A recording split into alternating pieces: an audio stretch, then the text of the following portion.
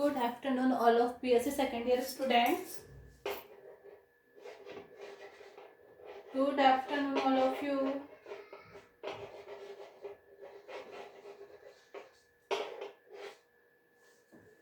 तो बच्चों देखो, कल तक की क्लास में अपन ने डिस्कस किया था फोटोसिंथेसिस।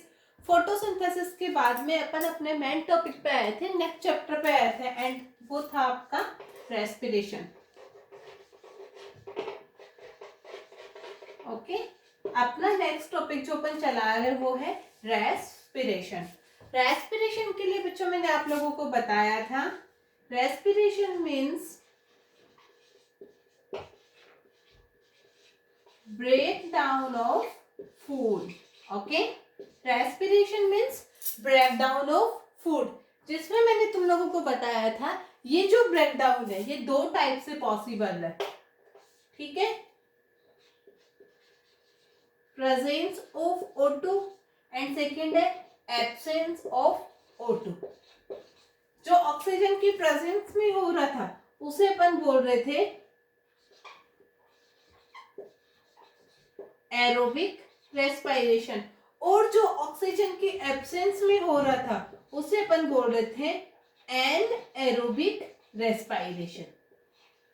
ठीक है, फिर मैंने आप लोगों को बताया था रेस्पिरेशन और एरोबिक हो या एनएरोबिक हो दोनों में तीन तीन स्टेप होते हैं। मींस एरोबिक रेस्पिरेशन में भी तीन स्टेप होंगे एंड एनएरोबिक रेस्पिरेशन में भी तीन स्टेप होंगे। तो आइए अपन बात करते हैं उन स्टेप्स की।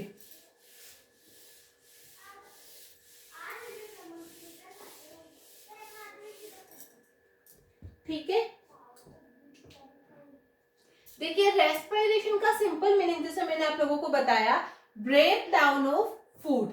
तो फूड है वो अपन प्लांट्स की बात करें या फिर अपन एक बार एनिमल्स की, एक बार अपन प्लांट से लेके चल रहे हैं। आपको पता है फूड यहाँ पे ग्लूकोज की फॉर्म में या कार्बोहाइड्रेट की फॉर्म में C6H12O6, इसका ब्रेक डाउन होगा और इससे क्या बन जाएगा, यहाँ पे सिंपल फूड बन जाएगा। ठीक है, तो अपने पास यहाँ बात चल रही है aerobic respiration and anaerobic respiration की।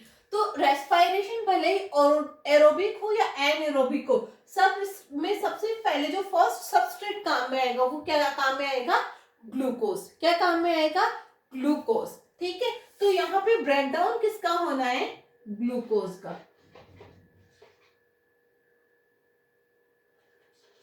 ठीक है, ग्लूकोज का ब्रेकडाउन होगा और ग्लूकोज के ब्रेकडाउन से यहां बनेगा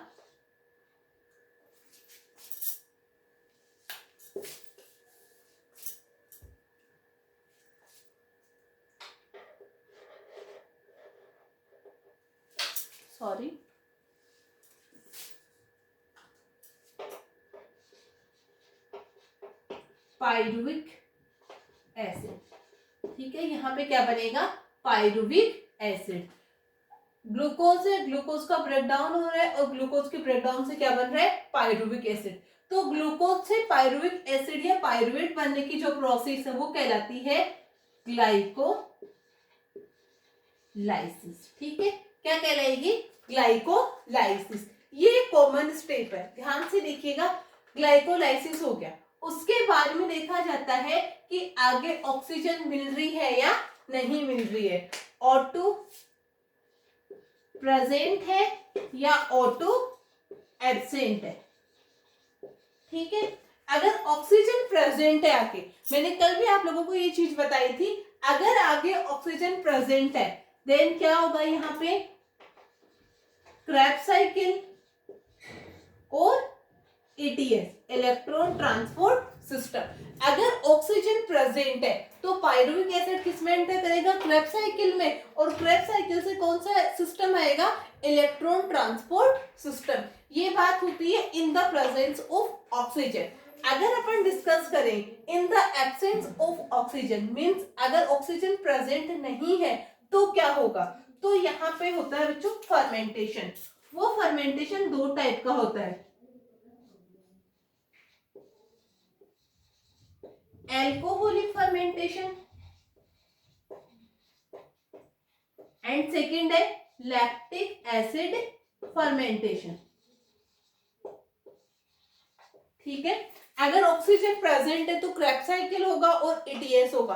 अगर ऑक्सीजन एब्सेंट है तो या तो एल्कोहलिक फर्मेंटेशन होगा या फिर लैक्टिक एसिड फर्मेंटेशन होगा।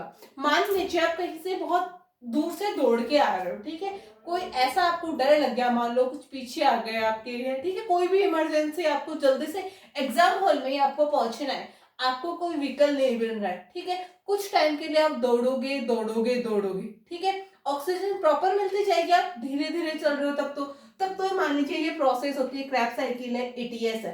बट आप जल्दी जल्दी चलोगे तो कुछ टाइम के बाद में क्या होगा, आपकी सांस फूलने लगेगी, ब्रीथिंग पॉइंट है वो हायर हो जाएगा, ठीक है। उस कंडीशन में क्या होता है, ऑक्सीजन की सप्लाई होना कम हो जाती है, ठीक है, बॉडी को ऑक्सीजन मिलना कम हो जाती है, आप माउथ की साइड से ब्रीथ करते हो, ठीक है।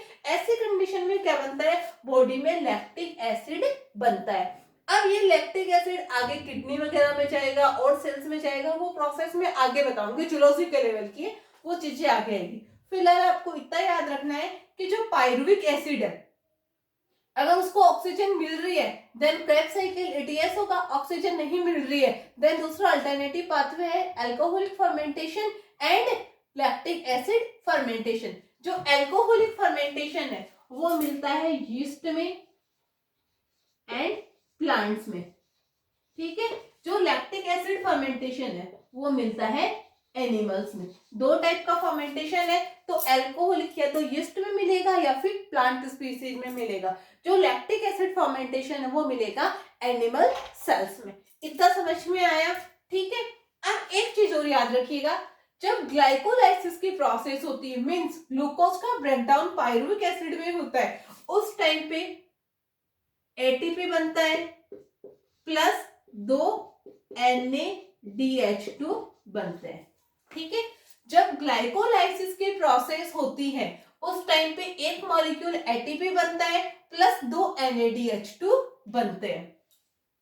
आप लोगों ने एक चीज सुनी होगी, ठीक है, कि मैं बता देती हूँ, ये वाला अपना एरोबिक रेस्पिरेशन है, ये वाला अपना एनएरोबिक रेस्पिरेशन है। कौन सा है, एनएरोबिक रेस्पिरेशन है। O2 की प्रेजेंस में होने वाला एरोबिक एंड O2 की एब्सेंस में होने वाला एनएरोबिक। जो एरोबिक रेस्पिरेशन है उसमें अपने पास दो चांसेस रहते हैं, या तो 36 मॉलिक्यूल ऑफ एटीपी बनते हैं या फिर 38 मॉलिक्यूल ऑफ एटीपी बनते हैं। और जो एनएरोबिक रेस्पिरेशन है उसमें ओनली 2 एटीपी का फॉर्मेशन होता है।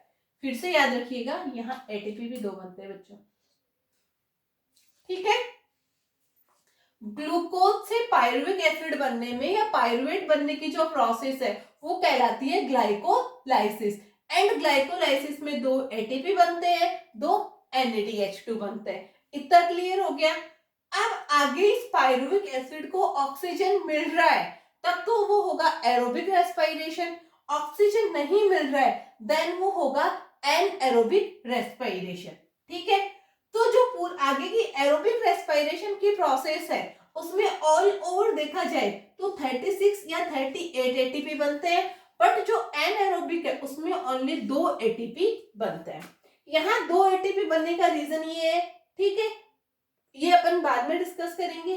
अब कंफ्यूजन ये है कि एटीपी 36 बनते हैं या 38 बनते हैं, ठीक है, एटीपी 36 बनते हैं या 38 बनते हैं, ये अपन डिस्कस करते हैं कि या फिर दोनों ही बनते हैं, कौन से के चांसेस है, ये चीज अपन क्लियर करते हैं अभी।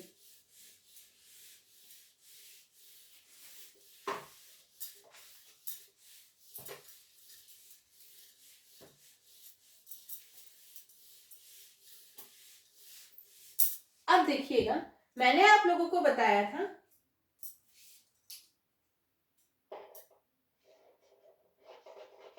ये अपना ग्लूकोज है, ब्रेकडाउन होगा, ठीक है, ग्लूकोज के ब्रेकडाउन से बनेगा पायरुविक एसिड, ठीक है, क्या बनेगा, पायरुविक एसिड। ये पायरुविक एसिड है, इसमें लिंक रिएक्शन होगी जिससे बनेगा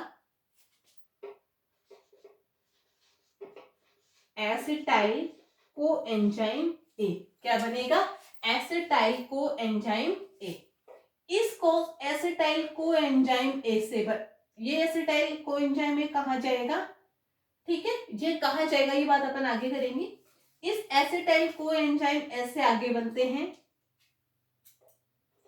ATP, GTP, NADPH2 and FADH2। ठीक है, ये सब मॉलिक्यूल बनेंगे और ये सारे के सारे आगे चले जाएंगे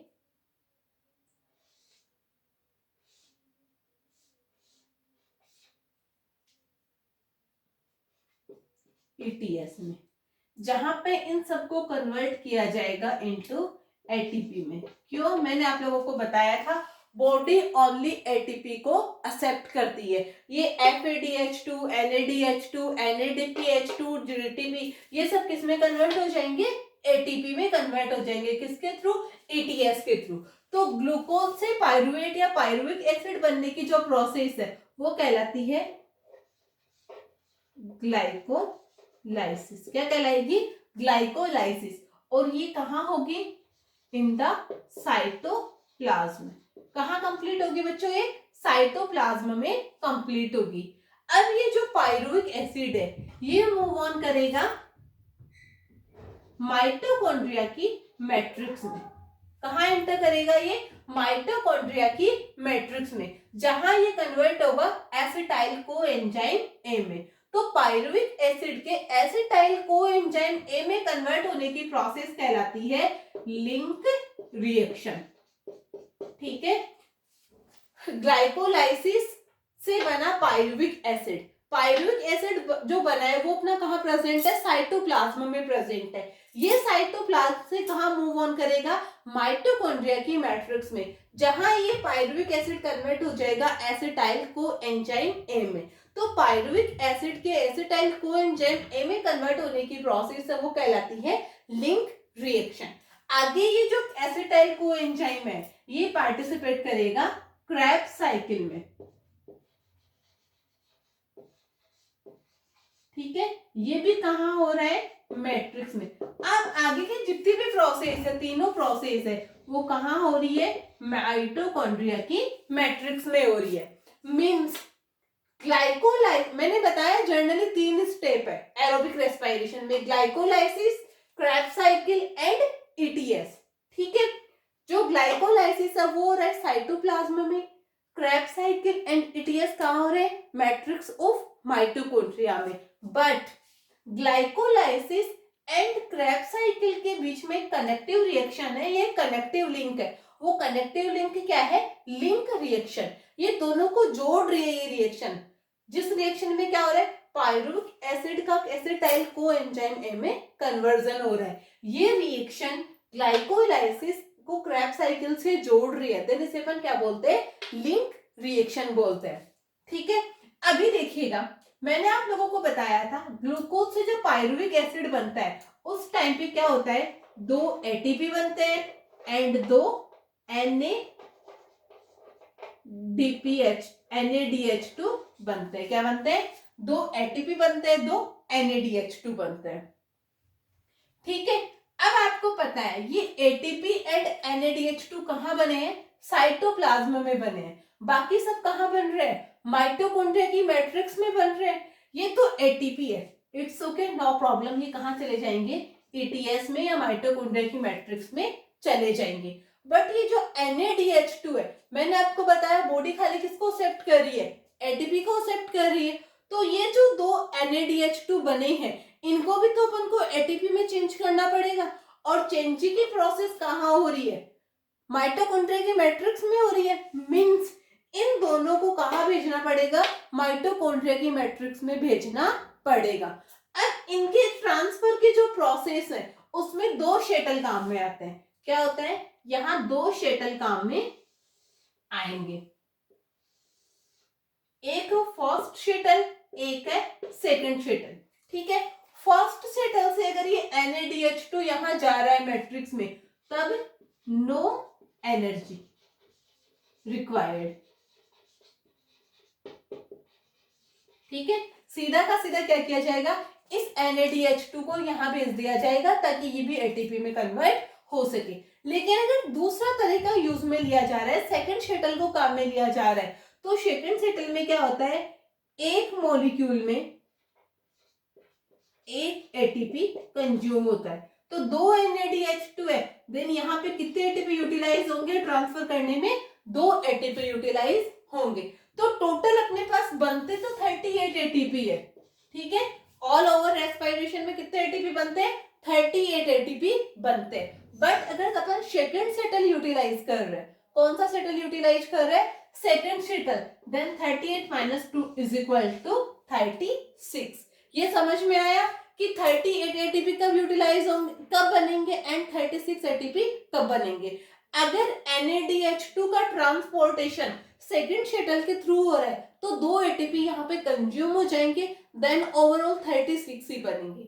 अगर NADH2 फर्स्ट शटल के थ्रू ट्रांसफर हो रहा है ETS में या मैट्रिक्स में, देन 38 ATP का फॉर्मेशन होगा। आई होप आप लोगों का ये जो 38 एंड 36 वाला जो कॉन्सेप्ट है वो क्लियर हुआ है। वंस अगेन, अगर सेकंड शटल के थ्रू NADH2 साइटोप्लाज्म से माइटोकॉन्ड्रिया में जा रहे हैं, तब 2 ATP काम में आएंगे, क्योंकि ये अकेले नहीं जाते, इनको भेजने के लिए एनर्जी चाहिए, वो धक्का मारना पड़ता है, जाओ जाओ जाओ, ठीक है। तो यहाँ पे 2 ATP के मॉलिक्यूल यूटिलाइज होंगे। अगर फर्स्ट शटल के थ्रू जा रहे हैं तो सीधे चले जाएंगे, no ATP means no energy required. अगर एनर्जी नहीं लग रही है तो 38 के 38 पूरे बनेंगे, अगर एनर्जी लग रही है तो 38 में से 2 माइनस कर दो, देन 38 - 2 = 36। ये होता है एनर्जी का आउटपुट कि किस टाइप से एनर्जी बनती है और कितने मॉलिक्यूल यूटिलाइज होते हैं इस पूरी प्रोसेस में। 3 स्टेप है, glycolysis, Krebs cycle and ETS। Glycolysis के थ्रू पायरुविक एसिड बनता है, ये डायरेक्टली माइटोकॉन्ड्रिया में एंटर नहीं कर सकता, देन इसको पहले एसिटाइल कोएंजाइम M में कन्वर्ट किया जाता है। पायरुविक एसिड की एसिटाइल कोएंजाइम में जो कन्वर्जन है वो कहलाता है लिंक रिएक्शन, एंड ये भी मैट्रिक्स में कंप्लीट होती है। और ये ग्लाइकोलाइसिस है वो साइटोप्लाज्मा में कंप्लीट होता है, बाकी सारी प्रोसेस माइटोकॉन्ड्रिया की मैट्रिक्स में कंप्लीट होती है। आई होप आप लोगों को इतना समझ में आया है।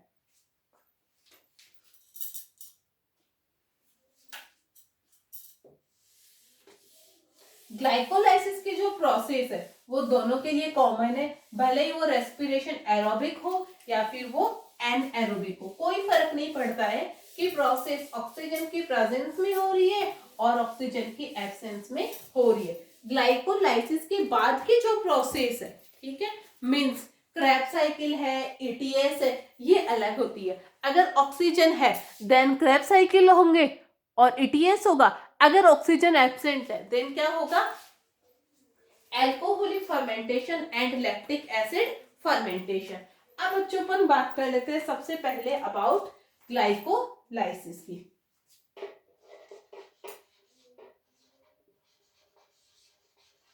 सिंपल मीनिंग है, ग्लाइको का मतलब यह है ग्लूकोज से, लाइसिस का मतलब यह है टूटने से, मींस ग्लूकोज के मॉलिक्यूल का टूटना क्या कहलाएगा, ग्लाइकोलाइसिस कहलाएगा। ये वाली जो प्रोसेस है कहाँ कंप्लीट होगी, साइटोप्लाज्म में कंप्लीट होगी।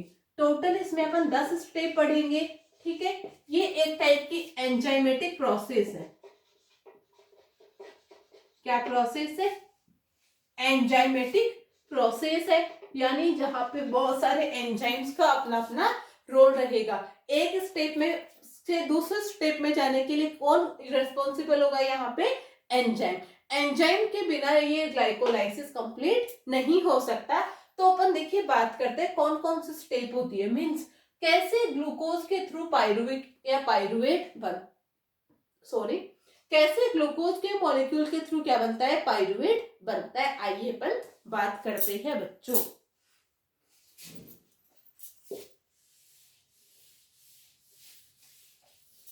एक बार मैं आपको स्टेप बता रही हूँ कौन से एंजाइम का क्या रोल है, वो अपन सेकंड स्टेप में बात करेंगे, ठीक है। फिलहाल अपन एक बार स्टेप देख लेते हैं कि कौन कौन सी स्टेप होती है, ताकि आप लोगों को लर्न करने में इजी गोइंग रहे।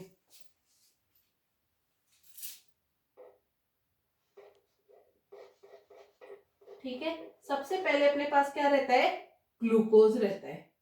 ठीक है, ध्यान से सुनिएगा, सबसे पहले अपने पास क्या रहता है, ग्लूकोज का मॉलिक्यूल रहता है, जो कि अपने पास एक कॉम्प्लेक्स फूड मटेरियल की फॉर्म में, किसकी फॉर्म में है, कॉम्प्लेक्स फूड मटेरियल की फॉर्म में है। ठीक है, और ये ग्लूकोज में नॉर्मल ऐसे नहीं रहता है, ये रहता है ग्लूकोज 6 फॉस्फेट की फॉर्म में। किसकी फॉर्म में रहेगा, ग्लूकोज 6 फॉस्फेट की फॉर्म में रहेगा। ये ग्लूकोज 6 फॉस्फेट कन्वर्ट हो जाएगा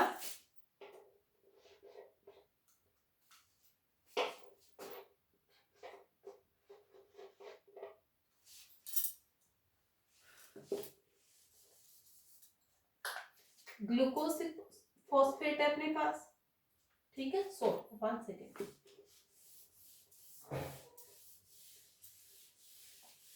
अपन बात करते हैं अबाउट ग्लाइकोलाइसिस। किसकी बात कर रहे हैं अपन, ग्लाइकोलाइसिस की। ग्लाइकोलाइसिस के प्रोसेस में सबसे पास पहले अपने पास रहता है ग्लूकोज। ठीक है, ये ग्लूकोज कन्वर्ट हो जाएगा एटीपी को यूटिलाइज करके ग्लूकोज 6 फॉस्फेट में। किसमें कन्वर्ट हो जाएगा ये, ग्लूकोज 6 फॉस्फेट में। ये ग्लूकोज 6 फॉस्फेट कन्वर्ट होता है फ्रक्टोज 6 फॉस्फेट में। ठीक है, किसमें कन्वर्ट हो जाएगा, ग्लूकोज है, ग्लूकोज कन्वर्ट हो रहा है ग्लूकोज 6 फॉस्फेट में। ग्लूकोज 6 फॉस्फेट किसमें कन्वर्ट हो रहा है, फ्रक्टोज 6 फॉस्फेट में। ये स्टेप समझ में आई, ग्लूकोज से बन रहा है ग्लूकोज 6 फॉस्फेट और ग्लूकोज 6 फॉस्फेट से बन रहा है इसकी आइसोमेरिक फॉर्म फ्रक्टोज 6 फॉस्फेट। ये जो फ्रक्टोज 6 फॉस्फेट है ये कन्वर्ट हो जाएगा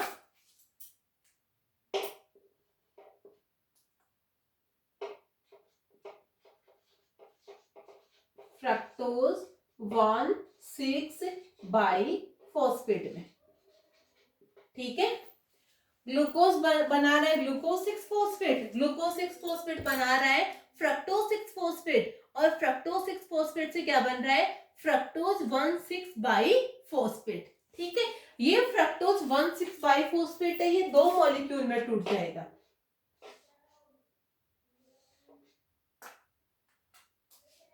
DHAP, di hydroxy acetone phosphate, already photosynthesis में डिस्कस कर चुके हैं, और PGAL जिसे अपन शॉर्ट में पागल भी बोलते हैं। ठीक है, DHAP बन रहा है एंड PGAL बन रहा है। ये एक दूसरे की आइसोमेरिक फॉर्म होती है जो एक दूसरे में इंटर कन्वर्ट हो सकती है। इंटर कन्वर्ट होने का मतलब है DHAP PGAL में कन्वर्ट हो जाएगा एंड PGAL DHAP में कन्वर्ट हो सकता है। ये जो मॉलिक्यूल बने हैं PGAL के, ये आगे जाके किसमें कन्वर्ट होंगे, 1,3-bis फॉस्फोग्लिसरेट में। किसमें कन्वर्ट होंगे, 1,3-फॉस्फोबिस ग्लिसरेट में।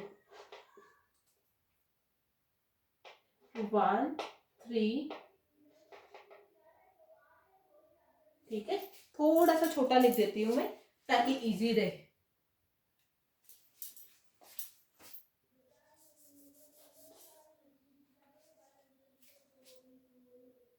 1,3-bis phosphoglycerate.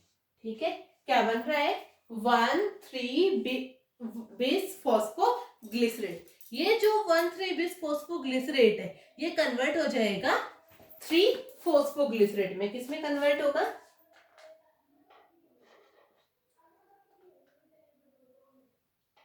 3-फॉस्फोग्लिसरेट में। ये 3-फॉस्फोग्लिसरेट कन्वर्ट होता है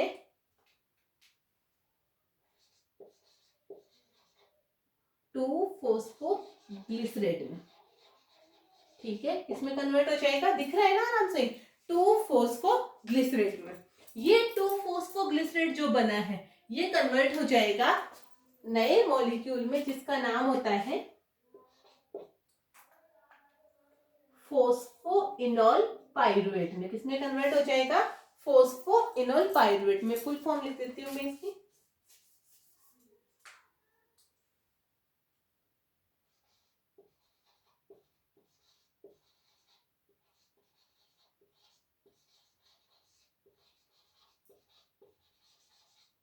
ठीक है, 2-फॉस्फोग्लिसरेट किसमें कन्वर्ट हो रहा है? फोस्फोइनोल पाइरुवेट में। ठीक है, एंड जो अपन को अपना एम था मेन, वो बन जाएगा अब लास्ट स्टेप में, और वो अपना बन जाएगा क्या? पाइरुवेट।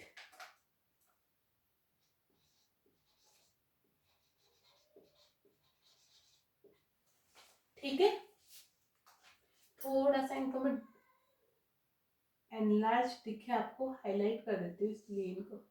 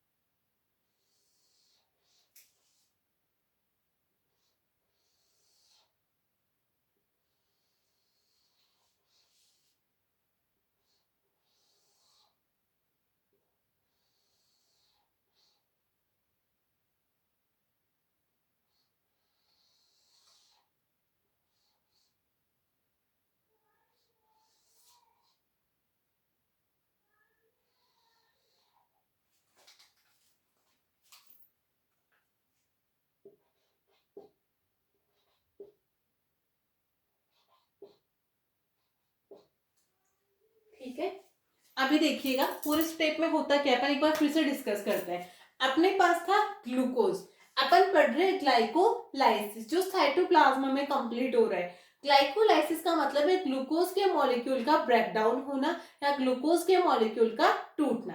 तो सबसे पहले जो ग्लूकोज का मॉलिक्यूल है वो कन्वर्ट हो जाएगा ग्लूकोज 6 फॉस्फेट में। दिख रहा है आपको? ग्लूकोज 6 फॉस्फेट कन्वर्ट हो जाएगा फ्रक्टोज 6 फॉस्फेट में। फ्रक्टोज 6 फॉस्फेट कन्वर्ट हो जाएगा फ्रक्टोज 1,6 बाइफॉस्फेट में। ये फ्रक्टोज 1,6 बाइफॉस्फेट दो मॉलिक्यूल्स में टूट जाएगा 3-3 कार्बन की, डाइहाइड्रोक्सी एसीटोन फॉस्फेट और फॉस्फोग्लिसरेल्डिहाइड या पीजीएएल। ये पीजीएएल या डाइहाइड्रोक्सी एसीटोन फॉस्फेट ये कन्वर्ट हो जाएंगे 1,3-bis फॉस्फोग्लिसरेट में। किसमें कन्वर्ट हो जाएंगे? 1,3-bis फॉस्फोग्लिसरेट में। ये 1,3-bis फॉस्फोग्लिसरेट कन्वर्ट होगा 3-फॉस्फोग्लिसरेट में। 3-फॉस्फोग्लिसरेट से बनेगा 2-फॉस्फोग्लिसरेट, 2-फॉस्फोग्लिसरेट से बनेगा फॉस्फोइनोल पाइरुवेट, और फॉस्फोइनोल पाइरुवेट से अपने पास बन जाएंगे 2 मॉलिक्यूल ऑफ पाइरुवेट। कितने बनेंगे? 2 मॉलिक्यूल ऑफ पाइरुवेट। अपने पास ग्लूकोज का एक मॉलिक्यूल है जो कि है 6 कार्बन का। कितने कार्बन का है?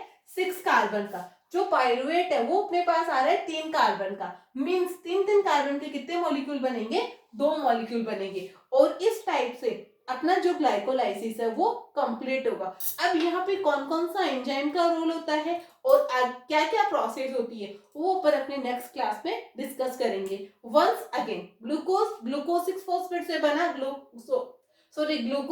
ग्लूकोज से बना ग्लूकोज 6 फॉस्फेट, ग्लूकोज 6 फॉस्फेट से बना फ्रक्टोज 6 फॉस्फेट, फ्रक्टोज 6 फॉस्फेट से बना फ्रक्टोज 1,6 बाइफॉस्फेट, फ्रक्टोज 1,6 बाइफॉस्फेट से क्या बना? डाइहाइड्रोक्सी एसीटोन फॉस्फेट और पीजीएएल।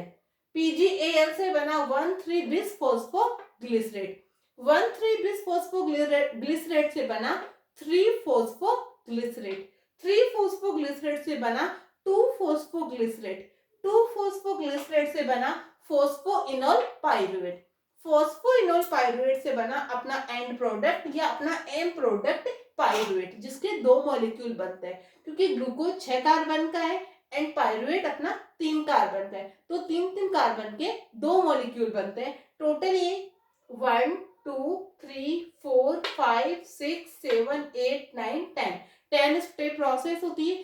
अब यहाँ कौन कौन से एंजाइम का रोल है वो अपन अपने नेक्स्ट क्लास में डिस्कस करेंगे। आई होप आप लोगों को समझ में आया होगा। Thank you, bye.